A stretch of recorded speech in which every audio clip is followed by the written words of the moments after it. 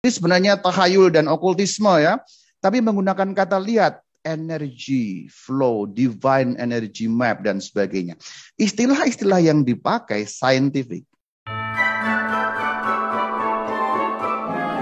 Saudara-saudari semuanya, Shalom Alaikum. Kita mau membahas mengenai setan modern, menyingkap kuasa gelap masa kini. Seperti apa? Aku akan menyampaikan kepada saudara-saudari semuanya bahwa setan memiliki dua macam tipu muslihat. Yang pertama, tipu muslihat pada zaman kuno. Yang kedua, tipu muslihat modern. Yang kuno bagaimana? Dengan menakut-nakuti orang. Dengan mengatakan setan itu benar-benar ada. Setan itu nyata. Tidak hanya mujizat. Tapi setan itu nyata. Bahkan yang nomor dua, setan sangat mengerikan. Hati-hati. Kalau kamu melawan setan, tidak mungkin menang. Sebab setan kuasanya besar. Itu pada zaman kuno. Maka pada zaman kuno orang takut mengenai kehadiran jahat, kehadiran kuasa jahat. Ada banyak ritual kurban penyembahan pada agama-agama pada masa kuno. Sebenarnya ingin supaya setan tidak mengganggu. Itu tipu muslihat kuno. Setan itu memperbesar dirinya seakan-akan begitu supaya orang takut dan ngeri. Tetapi pada zaman modern, setan memakai cara yang sedikit lain.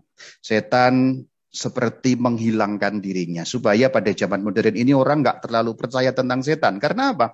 Rasio sekarang. Ya rasio, sains, ilmu pengetahuan, teknologi, akal budi. Lalu menganggap setan itu tidak ada, setan itu hanya isapan jempol masa kecil, setan hanya dongeng-dongeng dari masa zaman dulu. Sehingga orang tidak menyadari sedang dikepung dan sedang berada di dalam peperangan melawan kuasa kejahatan. Itu pada masa kini seperti itu. Nah saudara-saudari, sesungguhnya kita berada di tengah pertempuran. Karena apa? Setan selalu ingin menjatuhkan kita. Setan selalu ingin merebut jiwa kita dari tangan Tuhan. Maka di dalam tradisi liturgi gereja Katolik kita punya doa yang namanya doa Santo Mikael. Yang kata-kata pertamanya adalah Defendi nos in prelio. Yang artinya pertahankan kami dalam peperangan atau belalah kami pada hari pertempuran. Dan dalam gambar ini kita lihat, itulah yang kita alami hari demi hari di mana setan selalu ingin mengambil jiwa kita dari tangan Tuhan. Lalu kita akan maju sesuai dengan tema kita, bagaimana peperangan melawan kuasa jahat pada zaman now ini, pada masa kini itu seperti apa? Tipu muslihatnya, kamuflasenya itu seperti apa? Aku akan memperlihatkan kepada saudara-saudari 9 strategi setan. Yang pertama, strateginya adalah setan mengarahkan kita untuk menyembah ilah yang lain atau yang simpelnya adalah tahayul dan okultisme.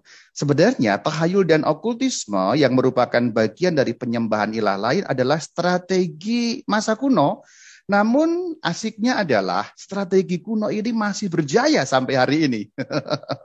Itulah kenapa kalau kita malam Paskah selalu menolak tahayul dalam arti menolak penyembahan Allah lain, menolak setan, menolak okultisme. Dalam janji baptis pada malam Paskah kita selalu menolak itu. Karena apa? Sekali lagi, ini strategi masa kuno, tetapi sayangnya masih selalu berhasil sampai hari ini. Ya kita dapat mudah sekali percaya mengenai hal-hal seperti itu. Bawang putih ngusir ini, benda ini ngusir itu, macam-macam lah. Kalau Anda tahu angka 4, itu angka mati, 13 angka sial, segala macam yang terkait dengan seperti itu. Bahkan pemakaian batu akik, kuku ini, kuku itu, dan lain sebagainya. Itu tahayul-tahayul pada zaman kuno yang sampai sekarang masih ada yang melaksanakannya. Romo apakah masih ada seperti itu? Wah, bertebaran. Dan harus jujur diakui orang-orang Katolik juga ada. Nggak sedikit yang masih percaya pada tahayul okultisme yang datang ke pesugihan untuk karir, untuk perkembangan usahanya, untuk segala macam datang ke orang pintar, paranormal, nggak normal. Ya gitu-gitulah. Anda tahu yang saya maksud. Itu masih ada sampai sekarang. Yang nomor 2 strateginya adalah pseudoscience. Nah ini murni mulai zaman modern ini. Zaman kuno tidak ada. Karena zaman kuno sains atau ilmu pengetahuan teknologi sangat masih kuno, belum berkembang. Nah yang dimaksud dengan pseudoscience adalah sok ilmiah atau sok sesuai dengan ilmu pengetahuan. Padahal sebenarnya enggak seperti itu. Pseudoscience sesungguhnya membungkus barang lama yaitu tahayul dan okultisme dengan kemasan yang baru yaitu sains. Barangnya lama yaitu tahayul dan okultisme, tetapi kemasannya adalah kemasan baru. Kemasannya adalah kemasan sains atau ilmu pengetahuan dan teknologi. Misalnya Anda bisa melihat gambar di sini. Ini sebenarnya tahayul dan okultisme ya. Tapi menggunakan kata lihat, energy, flow, divine energy map, dan sebagainya. Istilah-istilah yang dipakai scientific, boleh dikatakan sangat sesuai dengan ilmu pengetahuan.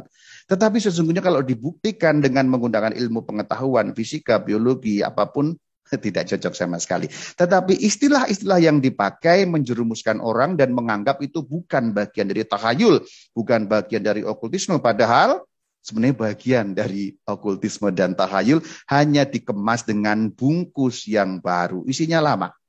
Sesungguhnya strategi pertama dan kedua saling menjalin, saling menggerakkan, saling mempengaruhi, dan saling menguatkan.